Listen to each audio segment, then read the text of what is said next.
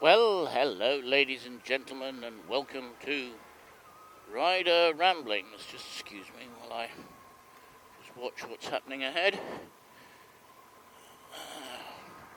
Yes, welcome to Rider Ramblings. I hope you are well. I'm actually going to the office the first time for quite a long time on the blue bike. So, I know it says occasional use only, but it has been exceptionally occasional. My usage of the Yamaha for going to work. It's cold. I don't know what it's like in the UK at the moment. I believe it's quite cold, but we're actually, the heating has been turned off in the apartments. The Residents Association have changed September last year. It happened basically over the summer holidays or the summer period. The heating system, and we went from an old 40-year-old or so oil-fired boiler to a brand new gas boiler. Stupid. So of course, what happens, we get a megalomaniac deciding to invade a country, and the price of gas goes through the roof. Consequently, the Residents Association, who installed the boiler basically so that we could reduce our energy costs, I've seen the cost of energy go through the roof. So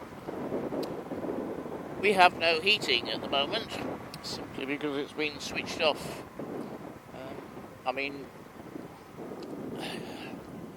We're getting sort of 7 or 8 in the morning degrees, which is a bit chilly, and we are getting, I believe, what is it at the moment? It says it's 17 degrees outside at the moment, so that's not too bad. But the problem is 17 degrees and partially sunny, so it's not really heating the concrete of the building up. And because the building is 1970s, yes, early 1970s, I think it's 72 or 73, can't remember, there is absolutely no insulation whatsoever, except on the hot water pipes. So at least we do have a little bit, but only the hot water pipes are insulated, and that's basically just in the garage and cellar.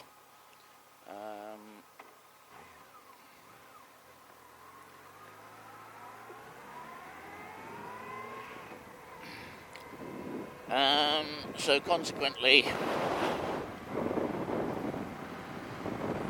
it gets cold. The concrete loses its heat quite quickly, and it's pretty chilly. So I'm quite glad to be going to the office, actually, because we've got heating in the office still.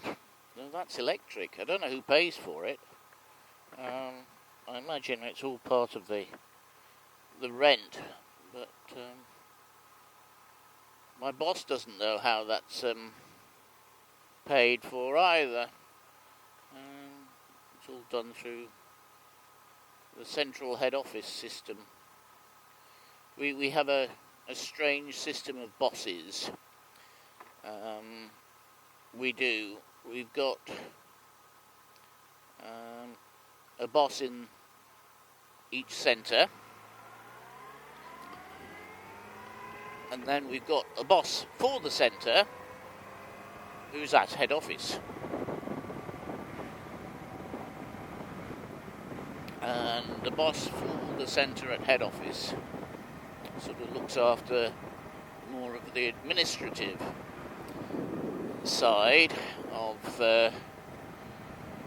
running the centre, and the boss in the centre looks after the day-to-day stuff, though that's been changing recently as well. Oh dear, what have we got going on here?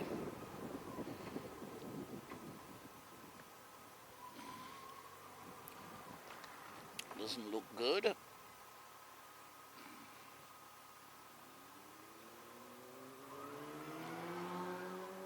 Is this an accident?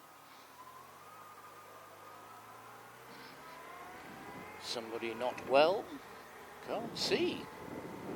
Can't see at all. The system of ambulances in France is not quite, well, it's sort of the same to the system of ambulances in the UK, but it's slightly different. So if you see something with ambulance written on it, it's a medical taxi, which of course you can have in the UK. You can have medical taxis in the UK as well. So if it says ambulance, it's a medical taxi. Uh-oh. Somebody in totally the wrong lane.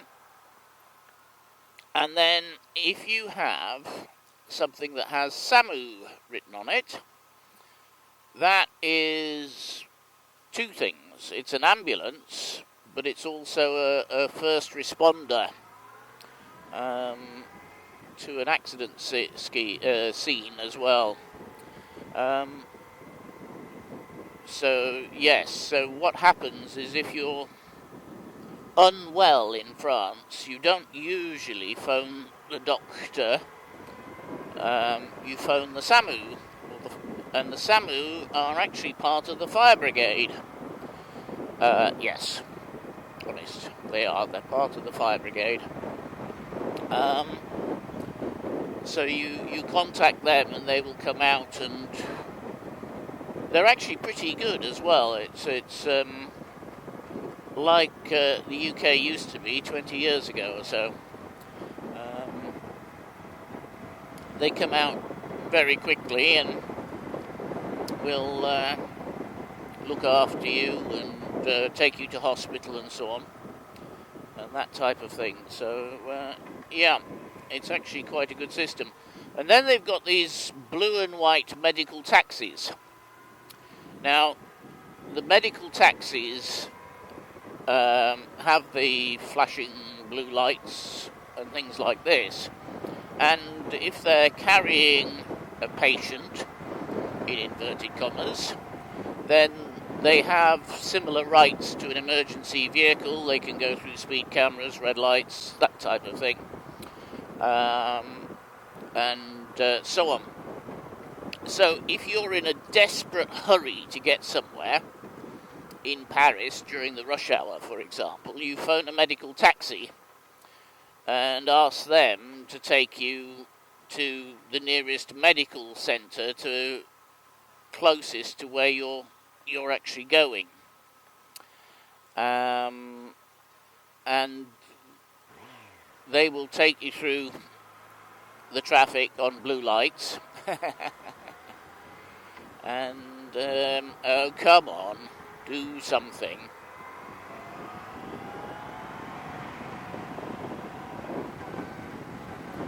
And so on. Now, of course, that is technically illegal because you should be going to a medical appointment in your medical taxi.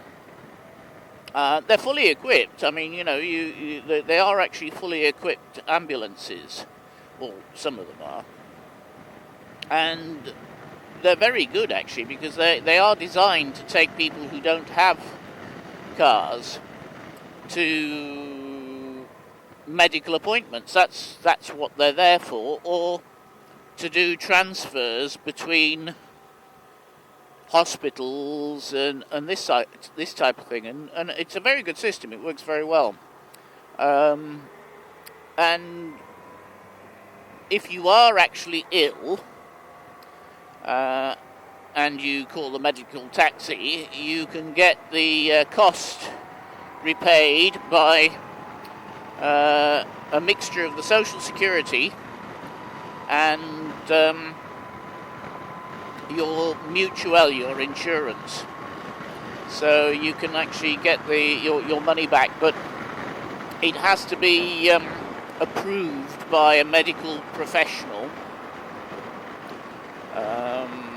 the use of this. So if you don't have a vehicle, or you're going for a procedure that requires that you're not allowed to drive, then they will authorise the use of one of these medical taxis.